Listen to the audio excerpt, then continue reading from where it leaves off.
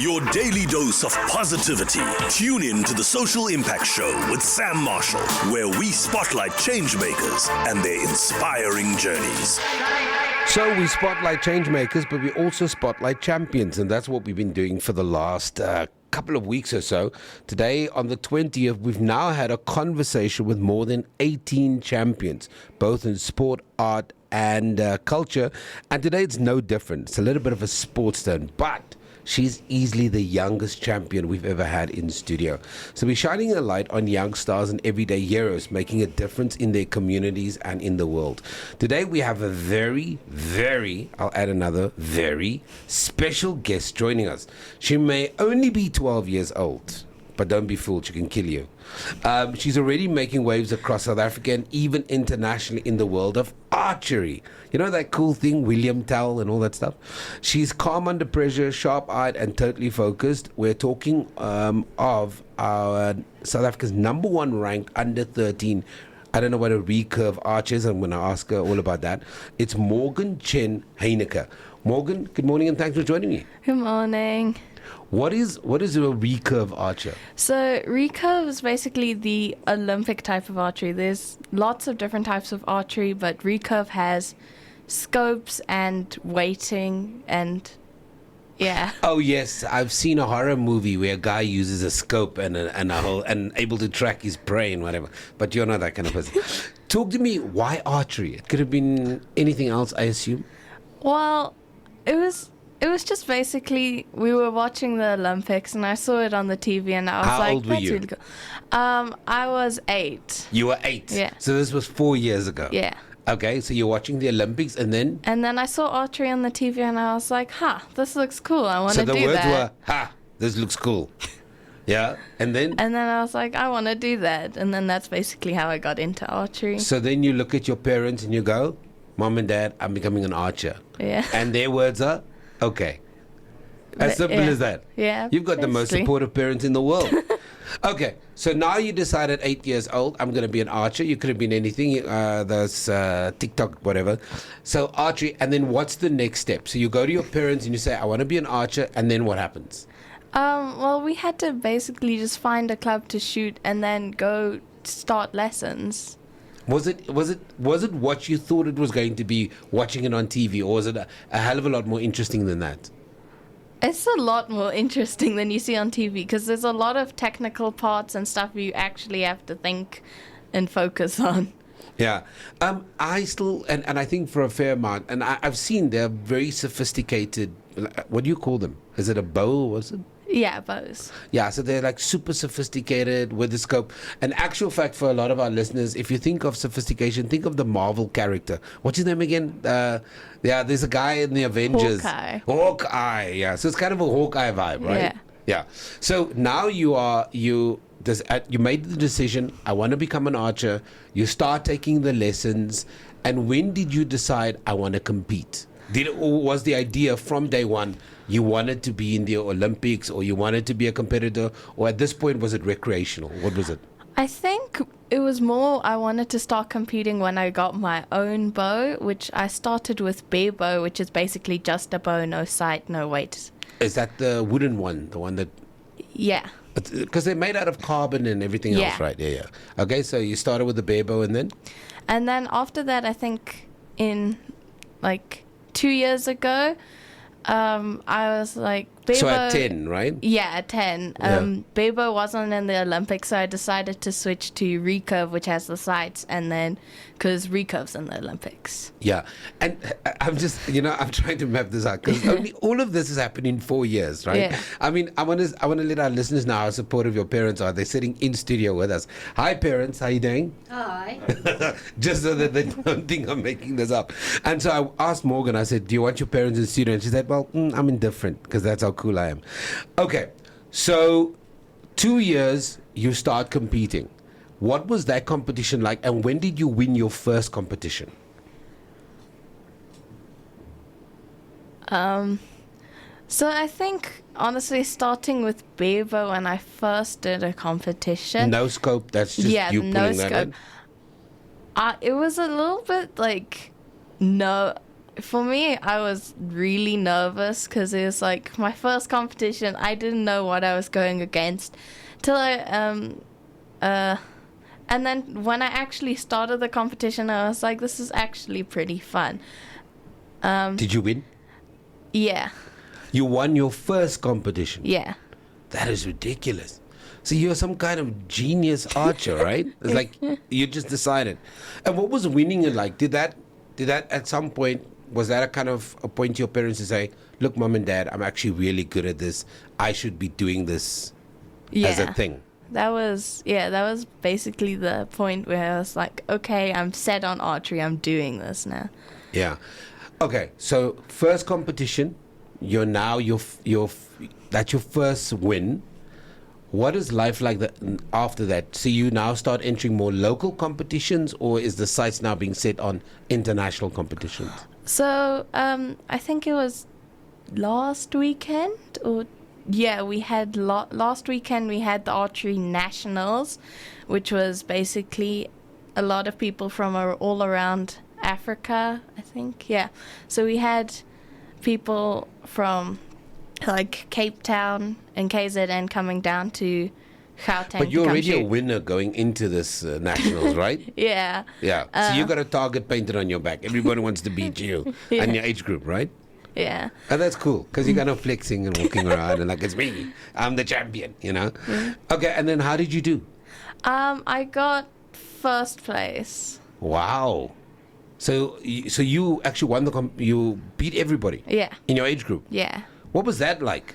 Because this is the best of the best, right? In South Africa. Yeah, basically. That was it was nice because next year I'm moving to the under 15 category, so it was nice winning the last competition in my age group. That is absolutely ridiculous. And so you are now ranked number 1 in South Africa, under 13 champion. Have you done any internationals yet? Not yet. Okay. Why are you looking at your parents like, put up the money, I want to do international stuff? You were looking at your parents like, I've got, dudes, I want to do an international. But where would you like to compete internationally? Which country have you set your sight on? Who's got the best archers in the world, by the way? It's definitely Korea that has the best archers. Oh, I didn't know that. Yeah. They basically win every single international competition. Well, until they've met you now, right? Morgan is going to change all of that, right? So you win this competition. It's the last competition you're going to under 15. I just want to understand, what do you think of the sport now? You've now won all these competitions. You're now recognized as a champion in your age group. Is this something that Morgan is going to do and eventually represent the country at the Olympics? I think, yeah, that's like the big goal, to go to the Olympics representing South Africa as the archer, because last Olympics we only had one archery slot for South Africa. And so who I got hope it? in the Am I putting you on the spot? it's a guy called Vian. He's like I don't know. Can I ask a question while you think about that? In archery, do men and women compete against each other, or are they in single categories, single gender categories? So there's female categories, Okay. male categories, and then there's also team categories where it's team male, team female, and then you get mixed teams where it's male and female competing on teams. So something that's always cool in movies. I have no reference to archery. I've never even been to an archery tournament. I've seen the stuff on TV. Yeah. Have you hit a bullseye before? Yes. Oh, how many times have you hit a bullseye? Because I would assume hitting bullseye is like at the top of your game. Yeah. Quite a few. I think at nationals I hit maybe 2. Oh, well. Like directly, I love how you look at your parents. Directly on the. You're so focused that your mom and your dad are sitting and you're looking at them going, quite like 2, and your dad like, I think so. Were you? By the way, let me pull you guys in quickly. Were you guys into archery, or did you learn along with her? So when she started, This is Morgan's mom, by the way. yes, I'm Morgan's mom. She was too young to do the group lessons, so Dad had to start with her. So Dad's also an archer. Oh, are you also an archer? Yes. Are you better than your dad? Yeah. I know he's not debating it, so I think he agrees with you. He agrees with you. But you went to, I see here from Shelby's notes, that you've traveled to Taiwan to train with Olympic level archers. Yeah, so we went to Taiwan to train with the Taiwanese Olympic archers, and What was that like? that was really nice because it's getting to see like how all the different countries actually do archery, because a lot of different countries and a lot of different people have a lot of different ways that they shoot. How is Taiwanese archers different from South African archers? I think it's mostly just like how do I put this? Like it's the Is it the technique? Is it the way they look? Is it like technically the different? technique? Because it's more South African archery it's not like as developed as some of the Asian countries' archeries, like Korea or Taiwan, because they have big training camps and if like in schools, if there's archery, they have to have a certified coach to go and teach archery at schools. Not here in Taiwan. So any Tom, Dick, or Harry Yep. can just give archery lessons. But I mean, how do you think that experience sharpened your ability, sharpened your skill? I think being able to see like how other people shoot and stuff is like I can add it to how I shoot. I can add it to my knowledge of what's going on if something's wrong. This is absolutely crazy. And how many hours a day does archery take out of your life now? Is it something you do every day, or is it something that you do 3 times a week? Because obviously you're competing. I think generally it's maybe 1 or 2 times a week, and every time we go shoot, it's maybe like an hour and a half to 2 hours. Okay, so this has actually become a family thing now. Yeah. Right? Wow, that's absolutely amazing. If there was a young kid who walked up to you, Morgan, and said, I want to do archery, what would you tell them? I would say go to Zoo Lake Archery, because that's where I do it. That's where I've been my whole life. Well, since I was 8 doing archery. Yeah, that's practically our whole life. So that's absolutely amazing. And, you know, we always end off our conversations with this question. What do you think it takes to become a champion? To have a champion mindset? I think, honestly, it's just love of what you do. I think that's brilliant. Brilliant answer. Because you can't really get anywhere without loving what you're doing. If you want to do something but you don't like it, you're not going to get anywhere. Yeah. Or you watch a TV show with your parents and decide, I'm going to do that, Yeah. and then become a champion in it. That just speaks to how brilliant you are. Okay, where can people follow this journey? Because I get a sense you're going to win a lot more championships. You're going to represent us internationally. How can we get on the train right now and one day say, well, I followed her since she was 12? You have Instagram? Where does your parents No. post? My mom has Twitter and Instagram. Your mom sounds so old. She doesn't have TikTok, Mom. You don't have TikTok. Ah, come on, Mom. Okay, so what's your Twitter handle? At Kids Loves. is Kids. Kids. KITZLUVS. Okay. Kids Loves. You can follow Morgan Chen's journey. Chen-Heyneke. She is under 13 champion. She's South Africa's #1 ranked champion. And she is going to fly the flag incredibly high for South Africa. Morgan, thank you very much for coming in. Thank you. And thanks for your parents for bringing you.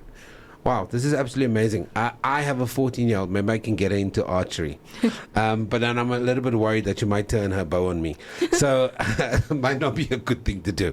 Okay, so this is what we do every day. We have Chat to Champions. It's our champion focus. This entire month, we wanted to get a sense of what does it take to be a champion.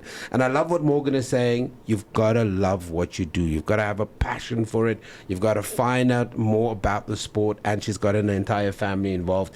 You can go onto their Twitter page just follow this journey. She's only 13 years old. She's already ranked South Africa's #1. I guarantee you, one of these days when I'm old and I'm sitting there and I'm watching her representing us in the Olympics, I'll tell my son who doesn't care, I interviewed her once and even then she was famous. Okay, when we come back, after 11 o'clock, we can have more conversations. You're listening to Gauteng's official Feel Good radio station. It is 919 FM. Feel 919. From the Buklou Interchange to Brenda Fassie, we'll play you Joburg's Feel Good Tunes. Feel 919.